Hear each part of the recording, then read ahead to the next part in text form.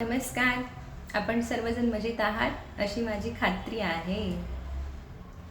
प्रत्येकाला आनंद आणि वैभव संपन्नता सहजतेने अनुभवायला यायला पाहिजे या ध्येयाने सुरू केलेल्या यूट्यूब चॅनलच्या सबस्क्रायबर्सची संख्या अमृत महोत्सवी टप्पा पार करून पुढे गेलेली आहे.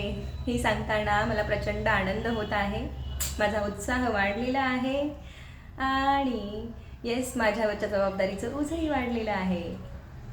काल दिल्लीच्या राष्ट्रपती भवनमधील श्रीयुत बाळासाहेब बुळे सरांनी मला फोन केला. मी सुरू केलेल्या या कार्याबद्दल माझं अभिनंदन केलं. सामाजिकतेचं भान जपत आपण अतिशय महत्त्वपूर्ण माहिती सर्वांपर्यंत अगदी सहजतेने पोचवत आहात असे म्हणत मला प्रेरणा दिली. मी सरांची मनापासून आभारी आहे. आता आपल्यातील अलौकिक शक्ती, विविध सामर्थ्ये आणि अंतर्ज्ञान क्षमतांना जाणून घेण्याच्या प्रवासाला सुरुवात करण्याआधी माझ्या चॅनलला सबस्क्राईब करण्याची विनंती मी करेन. आणि आपल्याला ही माहिती आवडत असेल तर आपल्या मित्रमैत्रिणींमध्ये शेअर करायला विसरू नका आणि लाईक करायला विसरू नका. Thank you so much. तर आपल्या बालपणात ज्या काही भावना आपल्याला अनुभवायला आलेल्या असतात आणि परिस्थितीनुसार त्या विकसित झालेल्या असतात, त्या पुढे जीवनातल्या प्रत्येक टप्प्यावर आपल्यासोबत असतात. उदाहरणार्थ, आपल्या कुटुंबामध्ये एखादी व्यक्ती आजाराने त्रासलेली असेल तर घरामध्ये काळजी, चिंता, तणाव या प्रकारच्या भावना जास्तीत जास्त प्रमाणात निर्माण होत असतात. या भावना अनुभवायला येत असतात आणि लहान मूल त्या भावना जशाच्या तशा ग्रहण करत असतं, अब्झॉर्ब करत असतं. पुढे जाऊन आपल्याला जीवनाची हीच सत्यस्थिती आहे, हीच वस्तुस्थिती आहे असे वाटणे स्वाभाविक आहे. पुढे जाऊन आपल्या आयुष्यामध्ये आरोग्यासंदर्भात कोणत्याही तक्रारी नसतील तरी देखील आपल्याला काळजी, चिंता, तणाव वाटणे स्वाभाविक असते, कारण आपण त्या भावना प्रोसेस केलेल्या नसतात. त्या भावना त्या वेळेपुरत्या होत्या आणि आताच्या जीवनामध्ये आरोग्यासंदर्भातील सुविधा अतिशय छान विकसित झालेल्या आहेत. तरी देखील बऱ्याचदा स्त्रियांच्या मनामध्ये आपल्या मुलांच्याबद्दल काळजी वाटणं, कसं होणार, काही घातपात होणार नाही ना, अपघात होणार नाही ना, आरोग्यासंदर्भात समस्या उद्भवणार नाहीत ना, अशा प्रकारचे विचार डोक्यात वर काढणं, भीती वाटणं, या सर्व समस्यांचं मूळ बालपणात जर असे अनुभव आलेले असतील तर त्यामध्ये दडलेलं असतं. त्याचप्रमाणे घरामध्ये, नातेसंबंधांमध्ये आपलेपणा, सौख्य, सलोख्याची भावना नसेल, वाद असतील, ताणतणाव असतील तर मुलांच्या मनामध्ये अस्थिरता, असुरक्षितता आणि अशा बऱ्याच काही भावना निर्माण होतात. संशय, अविश्वास अशा भावना निर्माण होतात आणि भविष्यात पुढे जाऊन आपले जे नवीन नातेसंबंध असतात त्यांच्या बाबतीत ही असुरक्षितता, अस्थिरता डोकं वर काढत असते. त्यानंतर आर्थिक चणचण भासत असेल, आर्थिक स्रोत ठराविक नसेल आणि कमतरता, दुर्मिळता या सर्व भावना अनुभवायला आलेल्या असतील, आर्थिक टंचाई, अपुरेपणा या भावना विकसित झाल्या असतील आणि पुढे जाऊन आपण छान नोकरी करत असू, साधारण लाखभर रुपये जरी आपल्याला नोकरीतून मिळत असतील तरी जीवनामध्ये काहीतरी कमी आहे, काहीतरी अपुरेपणा आहे, पोकळी आहे असे वाटण्याची शक्यता असते. घरामध्ये कुणी शिकलेलं नसेल, शिक्षणाबद्दल माहिती नसेल तर प्रगती आणि विकास याबद्दल माहिती नसते आणि मुलांना बऱ्याचदा आपण ध्येयहीन आहोत, मार्गहीन आहोत, भरकटलेले आहोत असे वाटणे स्वाभाविक आहे, नैसर्गिक आहे.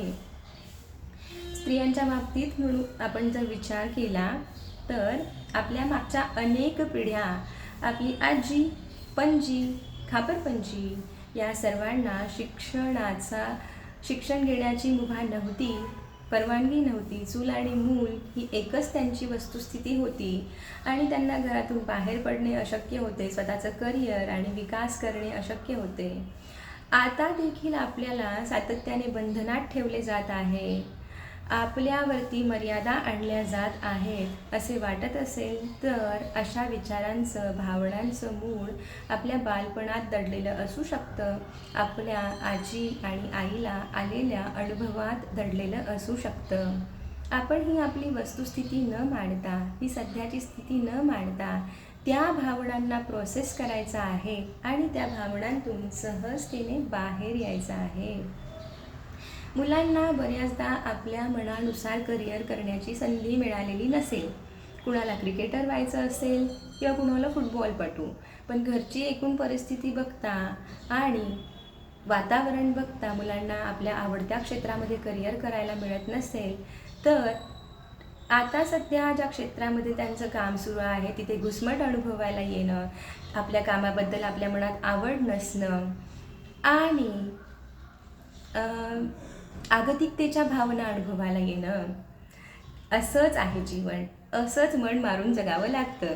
अशा प्रकारच्या भावना अनुभवायला येणं हे स्वाभाविक आहे, नैसर्गिक आहे आणि या भावनांना प्रोसेस करून आपण आता ज्या स्थितीमध्ये आहोत त्या स्थितीमध्ये आनंद, उत्साह, ऊर्जा निर्माण करता येण्याचं कौशल्य आपल्याला आता इथून पुढे आत्मसात करता येणार आहे.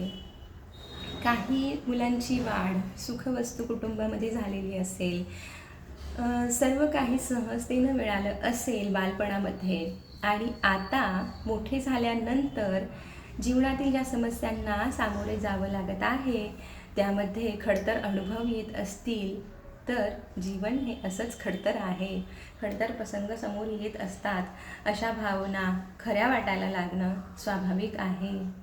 आपण जीवनामध्ये ज्या कोणत्या टप्प्यावर असाल, ज्या कोणत्या मनस्थितीमधून जात असाल, तर ती मनस्थिती हा केवळ आपल्याला बालपणात आलेल्या अनुभवांचा भाग आहे आणि बालपणात आलेले हे अनुभव आपल्या मनावर खोलवर घट्ट रुजलेले असतात. या अनुभवांतून आपल्याला सहजतेने बाहेर येता येते. आपल्या असण्याची एक नवीन रिॲलिटी, एक नवीन वस्तुस्थिती निर्माण करता येते आणि ते सहज शक्य आहे. आपल्याला स्वतःच्या जीवनाची वस्तुस्थिती बदलायची असेल तर आय नीड हेल्प असं कमेंट कराल, कमेंट बॉक्समध्ये लिहून मला मेसेज कराल.